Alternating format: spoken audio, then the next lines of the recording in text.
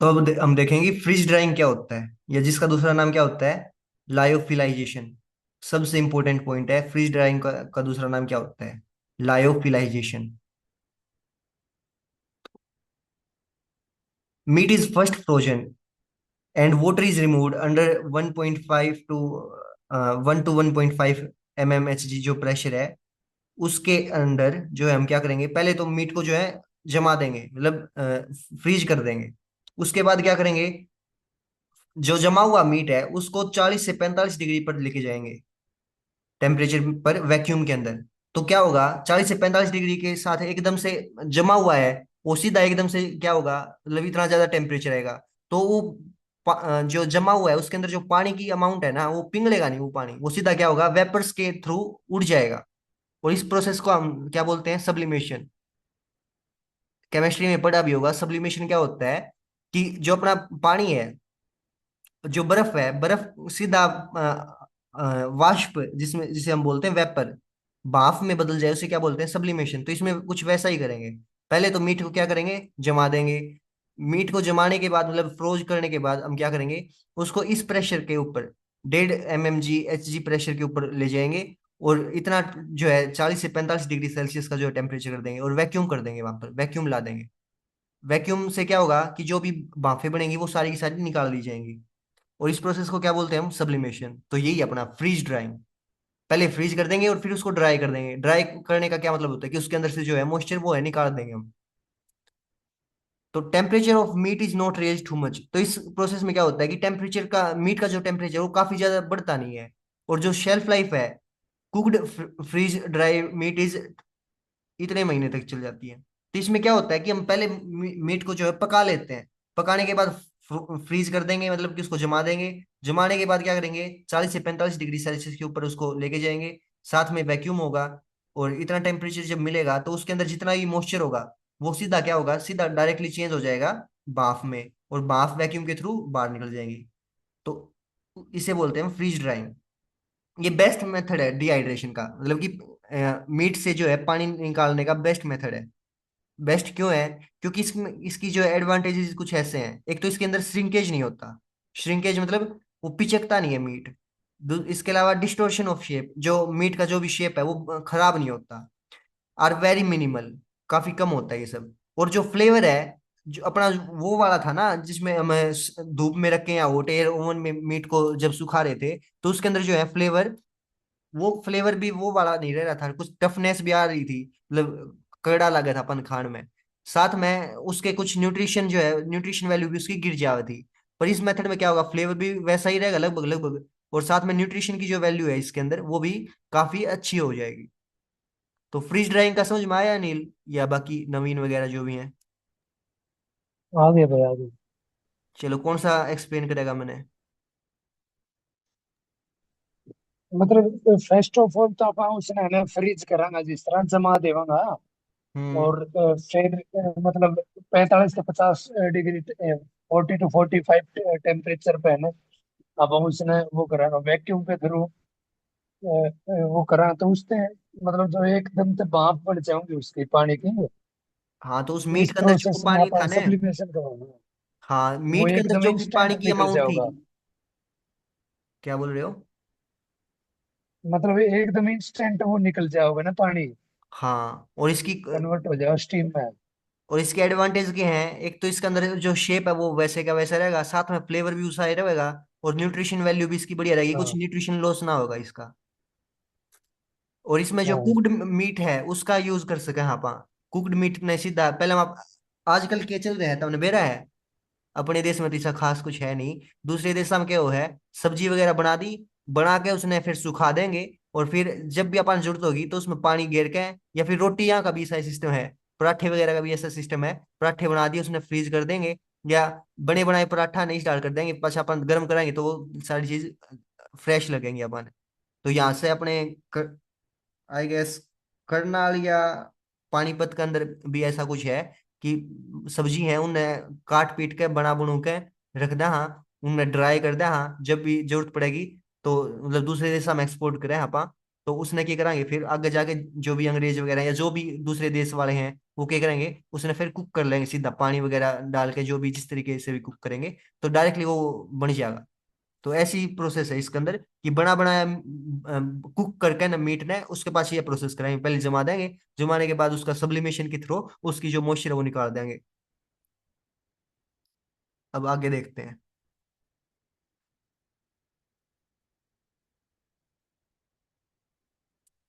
Salting, salting का हमने ऊपर भी देखा था, बताया था। तो साल्टिंग के है, साल्टिंग मतलब नमक लगा देना। Salting is very ancient method of preservation, तो प्रिजर्वेशन का सबसे पुराना एक मेथड के है, साल्टिंग भी है। Is the process of applying dry salt on surface of meat. अपना यो मीट है, मीट के बाहर के लगा देंगे अपन, साल्ट लगा देंगे। By rubbing it to extend the shelf life of meat. एक सेकंड, एक चीज पीछे बच गई अपनी, उसमें टाइम भी बता रखा था कि ये कितने महीने तक, 2 साल तक, मतलब 2 साल या 28 महीने तक जो है यो, जो अपना फ्रीज ड्राइंग या लाइफलाइजेशन वाला मीट था वो चाल ही जाएगा, मतलब इतने टाइम तक खराब ना होगा। तो यो याद रख सको तुम, 2 साल याद रख लियो। अब आते हैं साल्टिंग पर वापस थे। तो इसमें क्या करेंगे, मीट लिया, मीट के ऊपर अपन ने क्या कर दिया, नमक रगड़ दिया। उससे क्या होगा कि उसका जो शेल्फ लाइफ है वो बढ़ जाएगा, क्योंकि जो नमक है वो इसके अंदर का जो भी पानी है उसने बाहर निकाल देगा। तो ये सारे के सारे मेथड कौन से वाले क्लासिफिकेशन वाले पढ़ने लग रहे हैं आप अभी, इसमें पढ़े हैं आप जो जिसमें अपना मॉइस्चर खत्म करते हैं आप मीट की, वो वाली मेथड्स पढ़ रहे हैं अभी। In salted meat, dry salt is applied on the meat, which dissolve the meat fluids near the surface and further withdraw fluid from the meat, forming hypertonic solution। तो hypertonic solution बन जाएगा, जो भी meet के अंदर जितना भी जो है मॉइस्चर होगा वो बाहर नहीं निकला होगा। Salted meat is different from cured meat. तो जो साल्टेड मीट है वो अलग है किससे, क्योर्ड मीट से।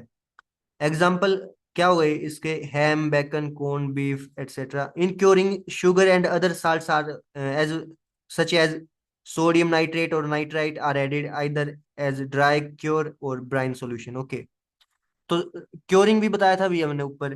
तो साल्टिंग में तो एक ग्लास साल्ट लगावाएंगे, पर क्योरिंग जो होता है इसमें क्या करेंगे, शुगर वगैरह भी ऐड करेंगे, साथ में कुछ साल्ट जैसे कि सोडियम नाइट्रेट वगैरह है वो भी ऐड करेंगे, जो कि और ज्यादा इसका जो शेल्फ लाइफ है, जो इसका स्टोर करने की जो टाइम है वो और ज्यादा बढ़ जाएगा इसमें।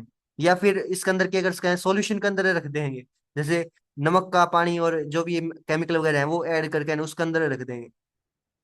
Higher concentration of salt gives greater preservative action. जितना ज्यादा साल्ट लगेगा उतना ही ज्यादा जो है प्रिजर्वेशन, जो है इसका ज्यादा लंबे टाइम तक इसका प्रिजर्वेशन होगा। The principle involve in applying salt is dehydration और जर्मिसाइडल। तो जर्म्स जो मर जाएंगे, डिहाइड्रेशन जो है हो जाएगा।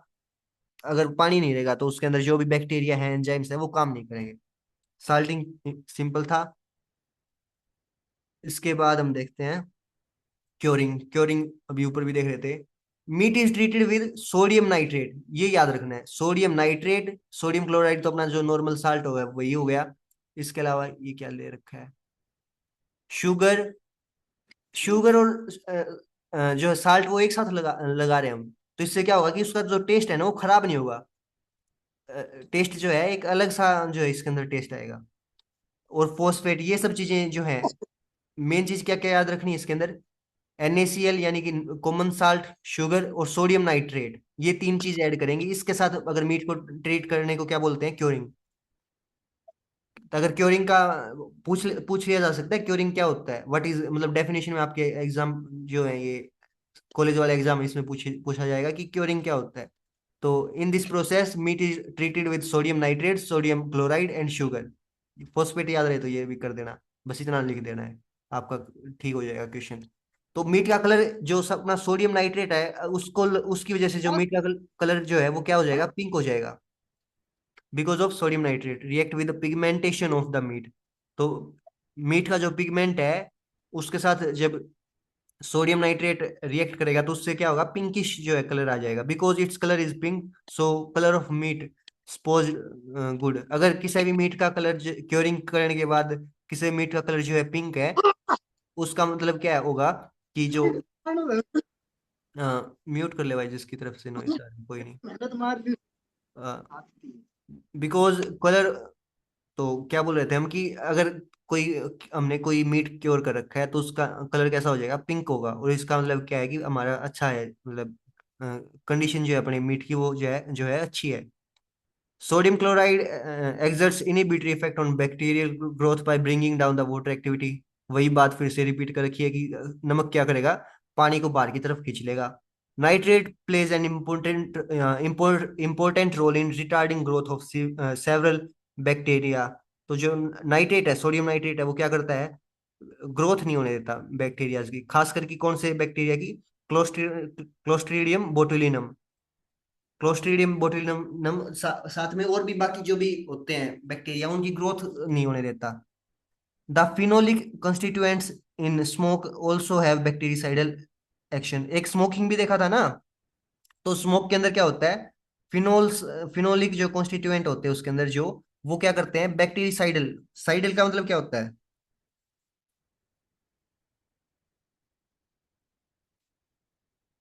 कोई बताएगा साइडल का मतलब क्या होता है, मनोज।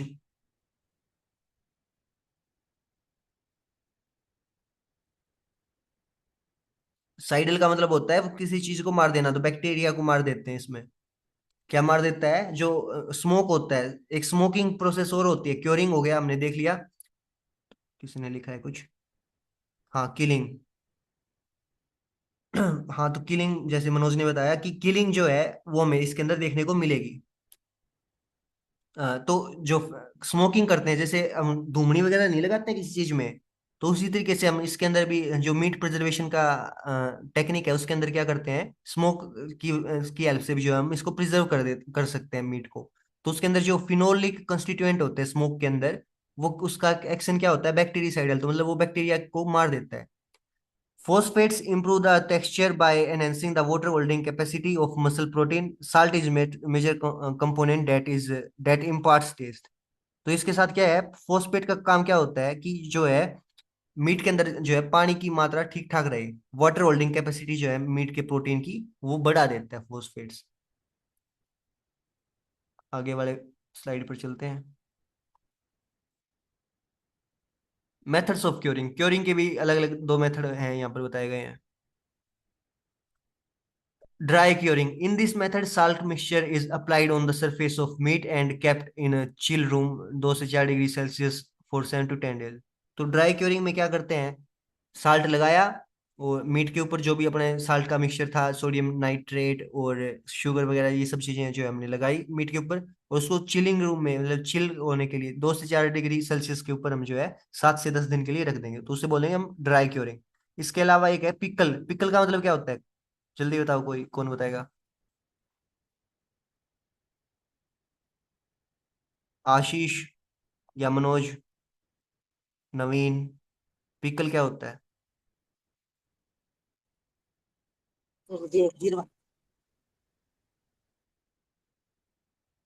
बताओ बताओ। अचार होता है सर, पिकल। हाँ अचार होता है, तो एक सेकंड कहाँ गया ये। हम्म। तो पिकल क्योरिंग में क्या होगा, in this method of curing the meat is immersed in pickle solution. तो इसके अंदर हम सॉल्यूशन बनाएंगे, उसके अंदर जो है हम मीट को रख देंगे। तो salt mixture dissolve in water, पहले जो है अपना साल्ट मिक्सचर है जिसके अंदर हम जो भी हमने ऊपर देखा क्योरिंग के अंदर कौन कौन से हैं, फोस्फेट है, सोडियम नाइट्रेट है, साल्ट है, शुगर है, वो सब का को एक सॉल्यूशन बनाएंगे उसका पानी में मिला के, और फिर उसके अंदर जो है मीट को रख देंगे 2 से 4 डिग्री सेल्सियस पर 5 से 7 दिन के लिए। तो दो है, एक तो ड्राई क्योरिंग मतलब सीधा रख देंगे साल्ट लगा के, एक है जो पानी के अंदर जो है इसका मिक्सचर बनाएंगे साल्ट का। जैसे पिकल, पिकल के अंदर भी क्या होता है, हम तेल वगैरह से जो है मिक्सचर बनाते हैं, वो फिर उसके अंदर जो है अपना अचार डाल देते हैं। तो ऐसा ही इसमें करेंगे। इसके बाद देखते हैं हम स्मोकिंग। राइट मनोज, अचार ही होता है। स्मोक का मतलब क्या है, एक तरीके से धुआं। तो इनडायरेक्ट, एक सेकेंड, हाँ, indirect smoke of dehydration, sorry, indirect method of dehydration. तो ये एक मेथड होता है इनडायरेक्टली हम जी इसमें जो है डिहाइड्रेशन करते हैं। डिहाइड्रेशन मतलब मीट के अंदर से जो है पानी निकाल देते हैं। In this method meat is smoked by burning hard wood in a smoke house. तो एक कमरा होगा, कमरे के अंदर हम जो है हार्ड वुड जो है उसको मतलब जलाएंगे, उससे जो है स्मोक आएगा। After curing the meat is soaked in water at the temperature of 20 degrees Celsius for about an hour, desalination, and then dried and placed in smoke houses. Okay. तो curing के बाद हम करते हैं जो है स्मोकिंग करते हैं। तो एक बार क्योरिंग कर लिया, उसके बाद हम क्या करेंगे, मीट को पानी के अंदर सोक कर देंगे, मतलब कि पानी के अंदर छोड़ देंगे। और किस टेम्परेचर पर, 20 डिग्री सेल्सियस टेम्परेचर पर, फॉर अबाउट एन आवर, 1 घंटे के लिए, ताकि उसके अंदर जितना भी नमक वगैरह था वो निकल जाए। देन ड्राइड, उसके बाद उसको मतलब ऐसे रूम टेम्परेचर पर छोड़ देंगे सूखने के लिए, मतलब जो भी पानी है एक्स्ट्रा वो भाप बन के उड़ जाएगा अपने आप ही। और उसके बाद हम क्या करेंगे, उसको स्मोक हाउस, मतलब एक कमरा कमरा है जो जिसके अंदर हम स्मोक बनाएंगे, धुआं बनाएंगे, उसके अंदर छोड़ देंगे। Smoking is done in addition to curing, curing करने के बाद हम जो है उसकी स्मोकिंग भी करते हैं। तो the smoke produced has a typical smoky flavour which is very liked by people. तो स्मोक जैसे हम लोग क्या करते हैं, ये जो होता है रायता वगैरह बनाते हैं तो उसमें अलग से बाद में क्या लगाते हैं, छोंक लगाते हैं। या कई कई जगह पर क्या होता है कि अ, एक उसमें क्या करते हैं, अ, अंगारा लिया, अंगारे के ऊपर घी वगैरह डाल के उसको एक बर्तन से ढक देंगे, और फिर उससे जो भाप निकलेगी उससे जो है उसका फ्लेवर बढ़ जाता है अपने रायते वगैरह का। तो वैसा ही कुछ इसके अंदर करेंगे। स्मोकिंग समझ रहे हो ना सब लोग? तो वैसा ही कुछ इसके अंदर करेंगे। पहले तो हमने क्योरिंग कर ली 5 से 7 दिन या 7 से 10 दिन का जो भी अपना प्रोसीजर था, उसके बाद हम एडिशन में जो है स्मोकिंग करेंगे। स्मोकिंग में क्या करेंगे, पहले उसको डिसैलिनेशन हो जाएगा उसका। सैलिनेशन मतलब सैलाइन क्या होता है, नमक, तो नमक को निकाल देंगे बाहर, पानी के अंदर छोड़ देंगे उसको। उसके बाद उसको सुखाएंगे, सुखाने के बाद उसको स्मोक हाउस में रखेंगे, और स्मोकिंग उसकी जो है करेंगे। The smoke produced as a typical, okay ये तो हमने देख लिया। कंपाउंड जनरेटेड फ्रॉम स्मोकिंग, तो स्मोकिंग से क्या क्या कंपाउंड जो है निकलेंगे, क्या क्या उस जो है धुएं के अंदर क्या क्या होगा। एक तो होगा एंटीऑक्सीडेंट, और कौन सा एंटीऑक्सीडेंट होगा, फिनोल जो है उसके अंदर देखने को हमें मिलेगा। साथ में एंटी माइक्रोबियल्स भी होंगे, फॉर्मल्डिहाइड, ऑर्गेनिक एसिड, ये सब जो है चीजें होंगी, जिसकी वजह से जो उसके अंदर एक तो अच्छा जो है फ्लेवर आएगा, साथ में उसके अंदर जो भी बैक्टीरिया वगैरह थे वो मर जाएंगे, क्योंकि उस हमने जो धुआं बनाया था, स्मोक बनाया था, उसके अंदर क्या होगा, फिनोल, फॉर्मल्डिहाइड या ऑर्गेनिक एसिड वगैरह भी जो है होंगी। ओके, आगे चलते हैं हम। आया समझ में स्मोकिंग क्या होता है, या क्योरिंग क्या होता है, ये चीजें समझ में आ गई? आगे सर। क्योरिंग के अंदर हम कौन सा केमिकल यूज करते हैं, कौन कौन से केमिकल यूज करते हैं, या कौन कौन सी चीजें यूज करते हैं क्योर करने के लिए, मीट को क्योरिंग, मीट की क्योरिंग के लिए? अनिल या मनोज कोई भी बताए तो, आशीष या नवीन भी बता सकते हैं। बार बार हमने, NaCl, सोडियम नाइट्रेट, शुगर। एक बार फिर से शुगर रिपीट, फॉस्फेट। एक बार फिर से रिपीट। NaCl, हम्म। सोडियम नाइट्रेट, हम्म। शुगर। हम्म। और एक सोडियम फॉस्फेट की, क्लोराइड। Sodium chloride, phosphate. हाँ फॉस्फेट और ऐड कर दो, तो इन चीज सब चीजों से जो है मीट को रिएक्ट करवा के क्या कर सकते हैं अपन, उसकी जो है शेल्फ लाइफ जो है उसका, उसको बढ़ा सकते हैं। तो सोडियम नाइट्रेट काफी इंपॉर्टेंट है, इसका मतलब पूछा जा सकता है एग्जिट एग्जाम में या मेंस में, कि क्योरिंग के अंदर मेन जो इंग्रेडिएंट या जो है अपना मेन केमिकल कौन सा यूज करते हैं अपन। अब आते हैं प्रिजर्वेशन बाय टेम्परेचर कंट्रोल। अब तक तो क्या किया था हमने, ऊपर जो पड़े थे वो सारे थे मॉइस्चर कंट्रोल करके, कि उसके अंदर जो है मॉइस्चर नहीं बचेगा, उसके अंदर जो है नमी नहीं बचेगी। तो उसके लिए थे वो सारे मेथड। तो अब हम देखेंगे प्रिजर्वेशन बाय टेम्परेचर कंट्रोल। तो टेम्परेचर को जो है कंट्रोल करके कैसे मीट को लंबे टाइम तक हम जो है स्टोर कर सकते हैं। Refrigeration may be classified depending on the extent of extraction of heat from the product as chilling, refrigeration above the period of freezing point, and freezing, refrigeration below the product's freezing point। तो इसको दो तरीके से हम classify कर सकते हैं। एक तो हमें उसको जमने से ऊपर वाला टेम्परेचर रखें, तो उसे क्या बोलते हैं हम, चिलिंग, जो कि 2 से 4 डिग्री सेल्सियस नॉर्मली हमें देखने को मिलता है। तो 2 से 4 डिग्री सेल्सियस पर किसी चीज को हम रखते हैं तो उसे मोस्टली क्या बोलते हैं हम, चिलिंग। और अगर फ्रीजिंग पॉइंट से उस चीज का, जैसे मीट का है, मीट का फ्रीजिंग पॉइंट है, उससे उसको नीचे की टेम्परेचर पर जो है अगर रखें तो उसे क्या बोलेंगे, freezing.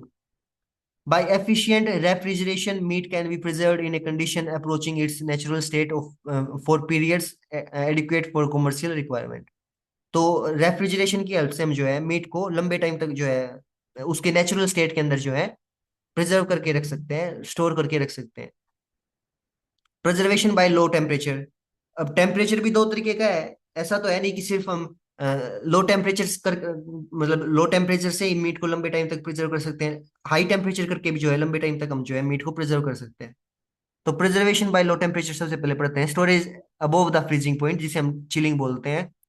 After slaughter internal temperature of meat is 30 to 39 degree Celsius. हमने एक बार एनिमल को का जो है स्लोटर कर दिया, उसको काट दिया, मार दिया, तो उसके अंदर जो मीट का टेम्परेचर नॉर्मली क्या देखने को मिलेगा हमें, 30 से 39 डिग्री सेल्सियस का जो है टेम्परेचर देखने को मिलेगा।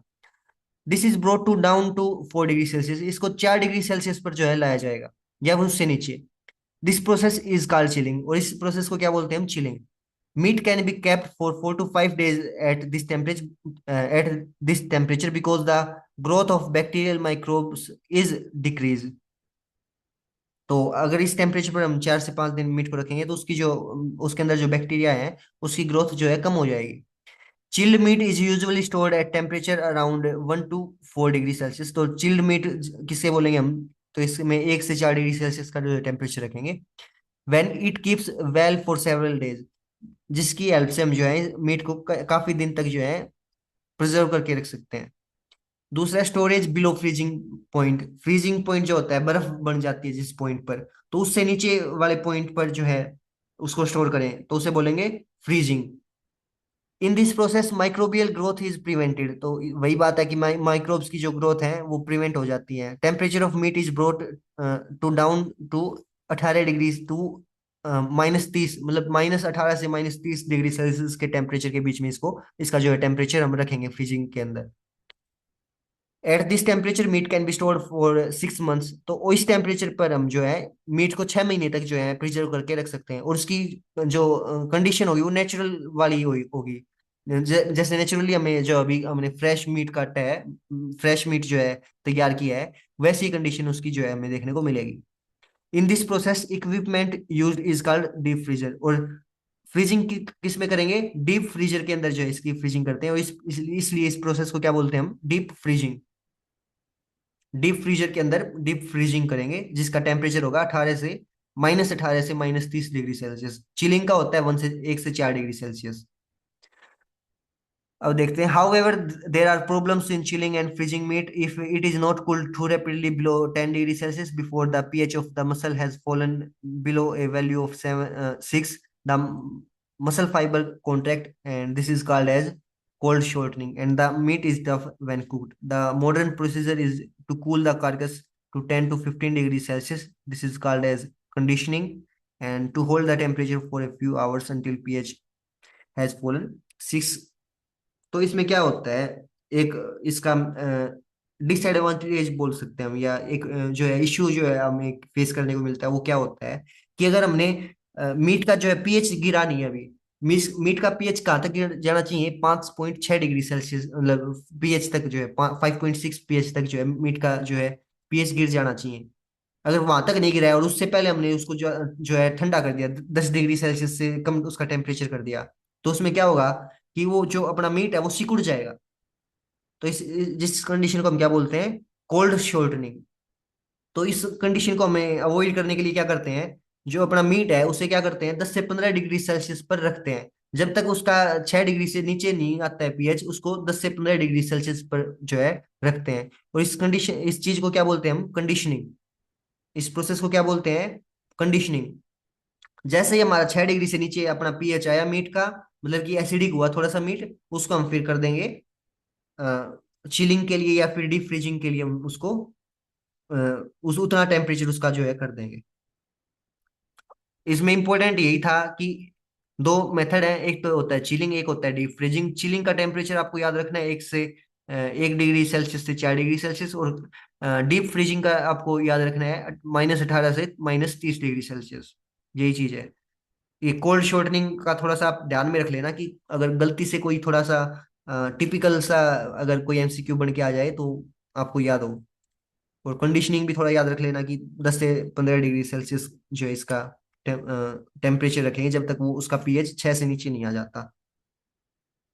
एमसीक्यू में आपको याद करवा दिया जाएगा बार बार रिपीट करवा के,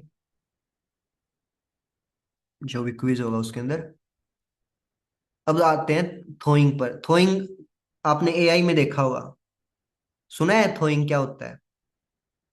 कोई भी एक बंदा बता दो।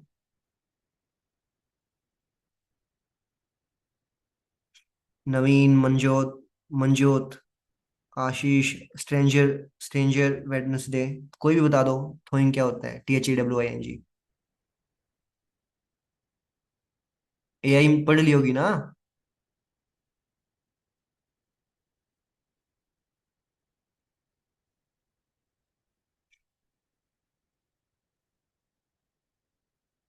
कोई नहीं बता रहा, चलो मैं बता देता हूँ। तो जो अपना सीमन होता है, जो अपना नाइट्रोजन वाला जो सिलेंडर होता है उसके अंदर रखते हैं हम सीमन की स्ट्रो को। सीमन की स्ट्रो को उसके अंदर रखते हैं, तो उसको जब हम निकालते हैं बाहर तो उसको मतलब अगर कोई प्रैक्टिस कर भी नहीं रहा है तो उसको पता है कि उसको हम एक 39 डिग्री या मतलब थोड़े हल्के गर्म पानी के अंदर जो है उसको डुबोते हैं एआई करने से पहले। तो उस प्रोसेस को क्या कहते हैं? थोइंग। तो वैसा ही कुछ यहाँ पर होगा, समझ गए होगे अब तो। थोइंग क्या होता है? The process of thawing is reverse of freezing. Freezing से थोड़ा मतलब बिल्कुल अपोजिट चीज है, ये रिवर्स है। मतलब कि फ्रीजिंग में तो क्या है, टेम्परेचर जो है कम करेंगे, इसमें क्या करेंगे, टेम्परेचर बढ़ाएंगे। थो अगर प्रोनाउंसिएशन गलत हो तो माफ करिएगा। Thawing requires more time than the time of time required for freezing the same material. तो थोइंग में जो है टाइम ज्यादा लगेगा। This is mainly because the thermal conductivity of water is much lower than the ice. तो thermal conductivity जो है water की जो है ज्यादा होती है, मतलब लो होती है आइस के मुकाबले। कोई खास याद रखने का नहीं है, सीधा इतना याद रखो कि जम तो जल्दी जाता है पर पिघलता जो है कम, धीरे धीरे पिघलता है। During the process of thawing frozen meats amount of liquid exude या exudate which is referred as drip loss. तो जैसे ही हम उसको जो है उसका टेम्परेचर कम करेंगे, मतलब टेम्परेचर बढ़ाएंगे, जो जमा रखा है हमने पहले मीट को, फ्रीज कर रखा है, उसको फ्रीज से बाहर निकाल के छोड़ देंगे, तो उसके ऊपर जो है पसीना सा हमें जो आया हुआ देखने को मिलेगा। ये मीट है, मीट को हमने रेफ्रिजरेटर से बाहर निकाल के रखा, तो उसके ऊपर क्या होगा, थोइंग जिसे हम बोलते हैं, टेम्परेचर उसका जो है बढ़ाएंगे, तो उसमें क्या होगा कि इस मीट से जो है पानी बाहर निकल आएगा, बूंद सी आ जाएंगी, जिसे क्या बोलते हैं, ड्रिप लॉस बोलते हैं। इतना ही था। अब हम देखते हैं preservation by high temperature. Low temperature से तो हमने देख लिया कि कैसे होता है कि या तो चिलिंग कर देंगे या उससे भी ज्यादा लंबे टाइम तक हमें जो है मीट को स्टोर करना है, तो उसके अंदर हम क्या कर देंगे, डीप फ्रीजिंग कर देंगे। तो डीप फ्रीजिंग का जो मीट है वो 6 महीने तक चल जाता है। अब हम देखेंगे कि preservation by high temperature, high temperature पर कैसे जो है प्रिजर्व कर सकते हैं मीट को। In respect to meat preservation by heat application, two temperature levels are use, दो टेम्परेचर लेवल जो है यूज किए जाते हैं। पहला है low temperature for long time. अगर आप लोगों ने डेयरी साइंस या मिल्क साइंस पढ़ लिया होगा तो उसमें भी पाश्चराइजेशन के लिए दो टेम्परेचर होते हैं, एक लो टेम्परेचर लंबे टाइम तक, और एक होता है हाई टेम्परेचर थोड़े टाइम तक। तो वैसा ही कुछ इसके अंदर है, low temperature for long time. तो इसके अंदर टेम्परेचर कितना रखते हैं, 63 डिग्री सेल्सियस 30 मिनट तक जो है इस जो टाइम टेम्परेचर और टाइम रेंज के अंदर रखेंगे। तो दो, this process is called pasteurisation. Milk को भी मिल्क के लिए भी सेम वर्ड यूज करते हैं, पाश्चराइजेशन। तो इस प्रोसेस को क्या बोलते हैं, pasteurisation. The process of pasteurisation is designed for destruction of all pathogenic micro organisms but not all the spoilage organism, that is why this product should be stored under refrigerated temperature. तो इस procedure को क्या बोलते हैं, मतलब इस process को pasteurisation बोलते हैं। इसके अंदर क्या होता है, जितने भी बीमारी पैथोजेनिक मतलब डिजीज कोजिंग, जिन माइक्रो ऑर्गेनिज्म से डिजीज होती है उसे हम पैथोजेनिक बोलते हैं। तो पैथोजेनिक आपने मेडिसिन में पढ़ा होगा, पैथोजेनिक का मतलब क्या होता है, डिजीज कोजिंग। तो डिजीज कोजिंग जो माइक्रो ऑर्गेनिजम्स हैं वो मर जाते हैं इस टेम्परेचर रेंज पर इतने टाइम तक रखने पर सारे के सारे जो खराब करने वाले हैं ऑर्गेनिज्म वो सारे के सारे खत्म नहीं होते। पैथोजेनिक वाले तो हो जाते हैं पर कुछ ऐसे भी रह जाते हैं जो कि हमारे मीट को खराब कर सकते हैं, इसलिए हम इसको पहले लो टेम्परेचर लॉन्ग टाइम के लिए उसको मतलब हीट ट्रीटमेंट करेंगे उसका, उसके बाद उसको रेफ्रिजरेट भी करना पड़ेगा हमें। इसके अलावा दूसरा मेथड क्या है, कैनिंग। कैनिंग का मतलब, कैन तो देखा होगा आपने, जैसे अपनी एक तरीके से जिसके अंदर कोल्ड ड्रिंक वगैरह आती है, जो कैन होती है ना, वैसा कुछ होगा। तो कैन के अंदर मीट को जो है फिल करके रखेंगे, और उसके बाद उसका टेम्परेचर देंगे। देखते हैं इसमें क्या लिखा है। Canning of meat at high temperature which aims at destruction of all living organisms except few thermophiles by steam sterilisation under pressure. तो इसके अंदर प्रेशर रखेंगे 115 LBs, यानी कि पाउंड। ये अपना जो है प्रेशर होगा पर square inch, in order to achieve not less than 1 to 1 degree Celsius for 15 minute. जैसे ऑटो काविंग जो होता है अपना, ऑटोक्लेविंग, सॉरी, ऑटोक्लेविंग जो होता है उसके अंदर भी यही टेम्परेचर रेंज रखा जाता है। तो उस वैसा ही कुछ होगा इसके अंदर, जो है स्टरलाइजेशन हो जाएगी, एक तरीके से स्टरलाइजेशन होगा कि जितने भी लिविंग ऑर्गेनिजम्स हैं वो लगभग लगभग सारे के सारे मर जाएंगे, छोड़कर कि कुछ जो थर्मोफाइल होते हैं। थर्मोफाइल मतलब जो ज्यादा टेम्परेचर पर जो माइक्रो ऑर्गेनिजम्स जिंदा रह सकते हैं, उनको छोड़कर बाकी लगभग लगभग ऑलमोस्ट सब के सब 99% जो है इसके अंदर जितने भी लिविंग ऑर्गेनिजम्स होंगे वो सारे के सारे मर जाएंगे इस टेम्परेचर पर। तो स्टरलाइजेशन वाला ही टेम्परेचर, मतलब स्टरलाइजेशन वाला ही जो है इसके अंदर, ये जो प्रेशर है ये शायद बहुत ज्यादा दे रखा है, 15 आएगा इसकी जगह, 15 LBs, 15 पाउंड जो है अपना प्रेशर होगा, और टेम्परेचर होगा 121 डिग्री सेल्सियस, और 15 मिनट जो है इसका टाइम होगा। तो इस टाइम और इस प्रेशर की जो है हेल्प से हम जो है कैनिंग करेंगे। कैनिंग मतलब इसके अंदर क्या करेंगे, स्टीम स्टेरिलाइजेशन जो है करेंगे, जिसकी वजह से जितने भी इसके अंदर डिजीज कोजिंग या जितने भी लिविंग ऑर्गेनिजम्स हैं वो सारे के सारे मीट के अंदर जो है वो मर जाएंगे। अब देखते हैं कैनिंग के बारे में थोड़ा एक्स्ट्रा क्या क्या दे रखा है। Commercial Canning is a method of food preservation in which carefully selected and prepared food contained in the permanent sealed containers are subjected to heat for a definite period of time।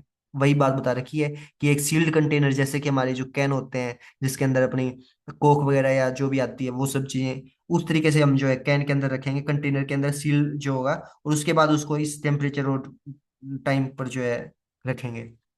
Total sterility is never achieved. The effect of any thermal processing is measured against the activity of the spores of Clostridium botulinum।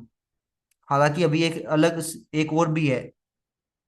तो इसके बाद हम क्या करेंगे, the most heat resistant pathogenic form known, okay.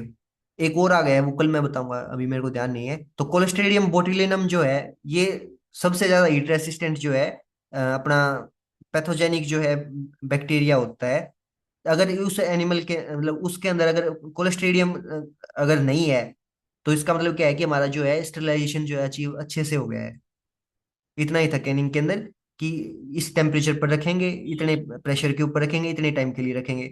और अगर किसी भी चीज का मतलब इफेक्टिवली वो चीज स्टेरलाइज हो गई है या नहीं हो गई, वो मीट, खास करके वो मीट अच्छे से जो स्टेरलाइज हो गया या नहीं हो गया, तो उसके लिए क्या क्या किस चीज के लिए चेक करते हैं हम, कोलिस्ट्रीडियम बोtulinum जो बैक्टीरिया है उसके लिए चेक करते हैं। अगर वो नहीं मिलता है अगर हमें मीट के अंदर, तो इसका मतलब क्या है कि हमारा जो मीट है वो प्रिजर्व हो गया है, अच्छा से उसका जो है स्टेरलाइजेशन अच्छे से हो गया है।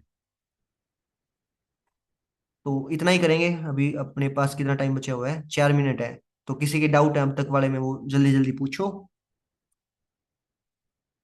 और डाउट नहीं है, कोई और क्यूरी है तो वो पूछ सकते हो, पीछे कुछ हुआ है उसमें, या कोई भी क्यूरी है तो आप पूछ सकते हो।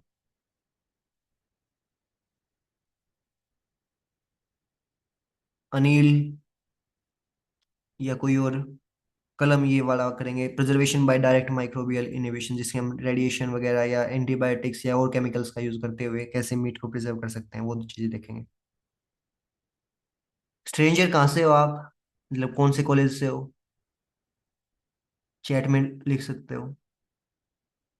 मंजोत और आशीष, आप लोग भी बता सकते हो, मतलब कहाँ से हैं आप लोग। आरपीएस में अंतर्गत थे sir. R Ashish. Okay okay. और मंजोत, डाउट है आशीष कोई। नहीं सर, डाउट नहीं है। अभी अच्छे से क्लास देखी नहीं, मैं कुछ काम करने लग गया था sir.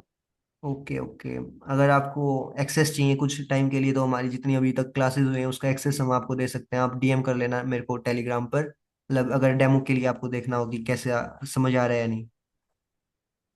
Okay sir, of course करेंगे, जरूर आपको डीएम करेंगे। ठीक है, किसी और को कोई डाउट हो या कोई क्वेरी हो? चलो मैं ही पूछता हूँ अब, आप लोग तो पूछोगे नहीं कुछ। नॉर्मल नॉर्मल क्वेश्चन पूछता हूँ। गोट मीट को क्या बोलते हैं? स्ट्रीम। शिवम सर। जो हम। चिवॉन। जीवन सर। Okay okay.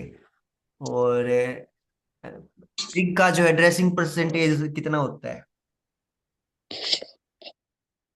72% है। Very good. और सबसे ज्यादा अगर कहीं भी पूछा जाता है ना कि कौन सी लाइफ स्टॉक या पोल्ट्री सब में सबसे ज्यादा ड्रेसिंग परसेंटेज किसका होता है, तो किसका बोलेंगे? पिग का। पिग का ही है। ओके। इसके अलावा बेस्ट, सर कैटल बफलो का कितना होता है? नहीं नहीं, ड्रेसिंग परसेंटेज सबसे ज्यादा किसका होता है? कैटल बफेलो का जो है कम होता है। अनिल बताएगा कि कैटल का कितना होता है, बफेलो का कितना होता है। कैटल वेफिल को ये और नहीं 56 के अप्रोक्स है। हाँ, कैटल का 55% होता है, और जो है बफेलो का होता है 57%। किसका डाउट था ये? 57। तो सर मंजोत का सर। ओके ओके, तो आपको समझ आया कि मतलब अगर 100 किलो का है हमारे पास कोई भी एनिमल, तो हाँ जी सर, 82 होगा फिर। मतलब 72 हो जाएगा सर, 100 किलो का तो 72 किलो हो जाएगा सर। हाँ उसके अंदर जितना हमारा जो मीट होगा, मसल मास होगा, वो 72 किलो होगा। ड्रेस्ड वेट जो होगा। तो हाँ जी। सबसे ज्यादा लाइव स्टॉक में या पोल्ट्री में सबसे ज्यादा किसका होता है ड्रेसिंग परसेंटेज? पिक का सर। हाँ, इंपॉर्टेंट है ये question. Best mutton breed, indigenous में बेस्ट मटन ब्रीड बताओ। बेस्ट मेरे सन लोर। हाँ, नेलोर। और अ, मंजोत कहाँ से हो आप? सर पंजाब से। पंजाब से? ओके। हाँ जी सर। अभी कॉलेज हो चुका आपका या अभी डिप्लोमा कर रहे हो? सर साथ ही है सर, कॉल जी है साथ सर। चल रहा है अभी? अभी हाँ जी सर। ओके तो अगर सेकंड सेम के पेपर चल रहे हैं सर। अच्छा अच्छा, तो आपने तो अप्लाई किया होगा इंस्पेक्टर के लिए, वेट इंस्पेक्टर के लिए? नहीं सर, उसमें है नहीं मुझे लगता है सर। उसमें वो सर्टिफिकेट चाहिए ना सर फिर। नहीं, सर्टिफिकेट नहीं चाहिए, परस्यूइंग वाले भी भर सकते हैं। ओके ओके सर, मुझे लगा भी वो सर्टिफिकेट चाहिए इसमें शायद, नहीं, इसलिए मैं क्लास भरा नहीं ओवर सर। होने वाली है, अगर आपको नोटिफिकेशन मतलब एडवर्टाइजमेंट चाहिए तो मैं भेज दूंगा। और परस्यूइंग वाले भी भर सकते हैं। ठीक है सर। हाँ। Okay okay. तो अभी तो क्लास ओवर होने वाली है, अगर आपको डीएम कर लेना मेरे को, जहाँ से भी आपको मिला है ये लिंक। हाँ सर, यही नंबर पे करूँ सर, फिर उसमें आपको पर्स में करूँ? नंबर तो आपके पास थोड़े होगा, नंबर नहीं होगा।